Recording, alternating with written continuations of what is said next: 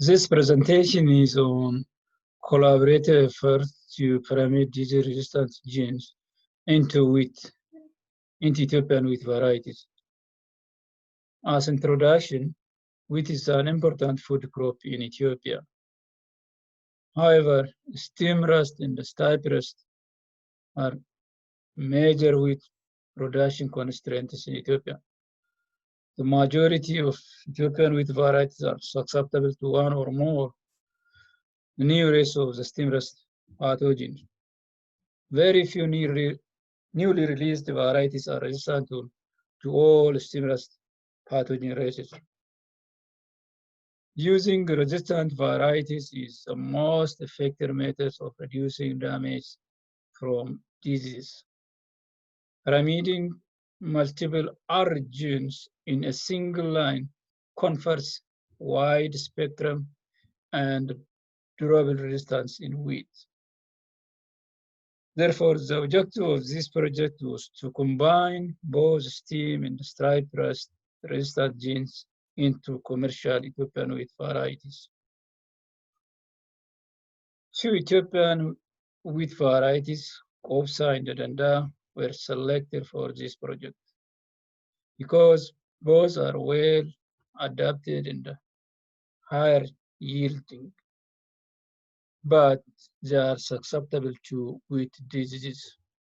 For instance, the local stem rust epidemic occurred in Ethiopia in 2013-2014 was due to susceptibility of Danda to a new stem rust pathogen race.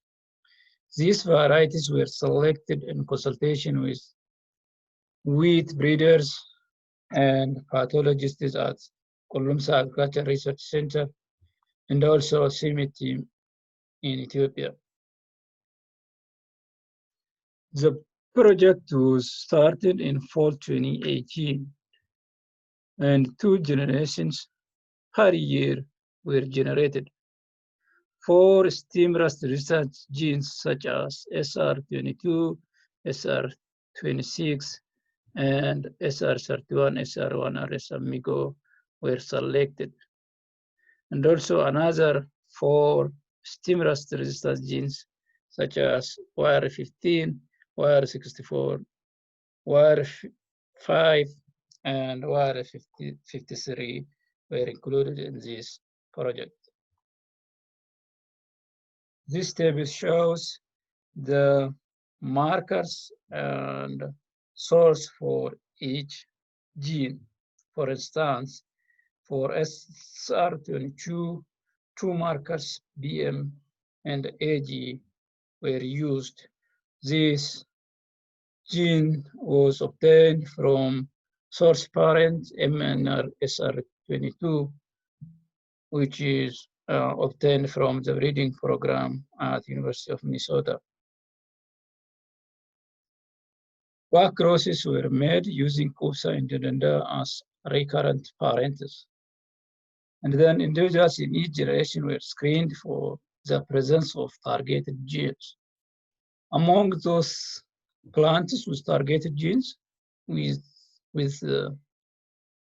higher genome content were used for back crossing.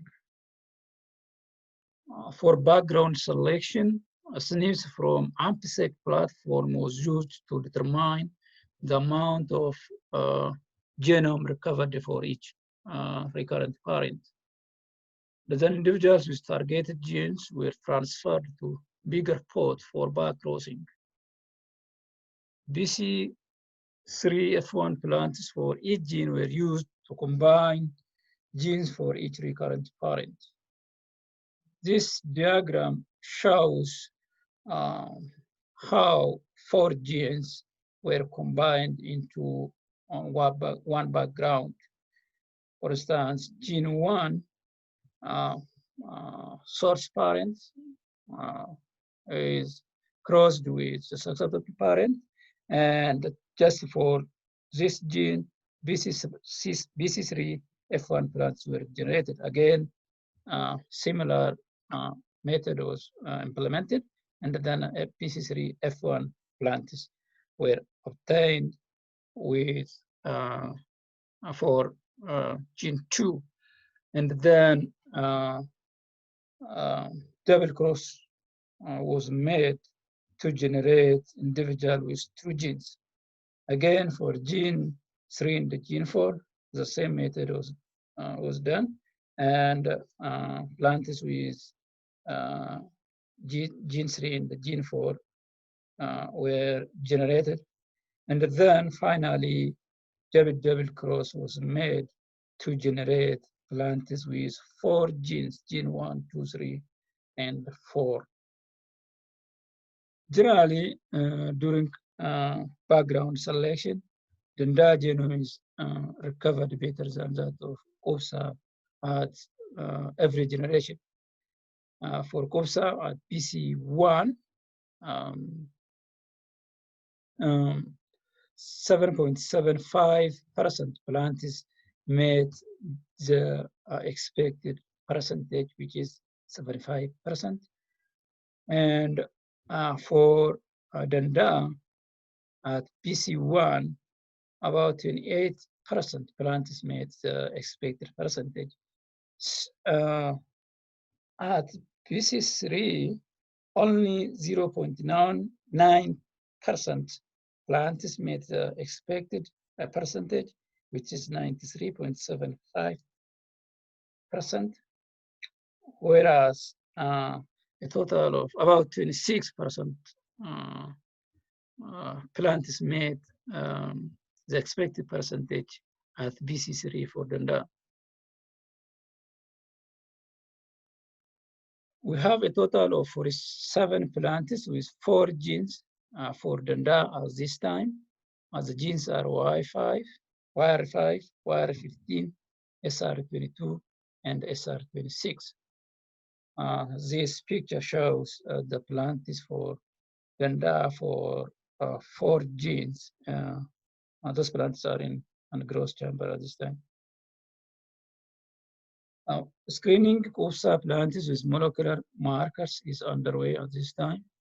We are hoping enough number of plants will be obtained for COPSA as well. Our next plan is to generate homozygous lines for those genes, and at least two genetic selfing should be done. Finally, I want to acknowledge Dr. Matthew Rose lab members, and also Dr. Devin C.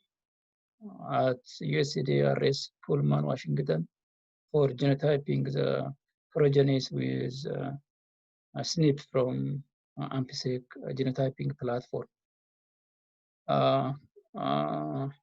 Dr. Barada Girma and Hapte Zagaye from Kolumsa breeding program. And also with team from Kolota National Agriculture Biotechnology Technology Research Center also participated in the project.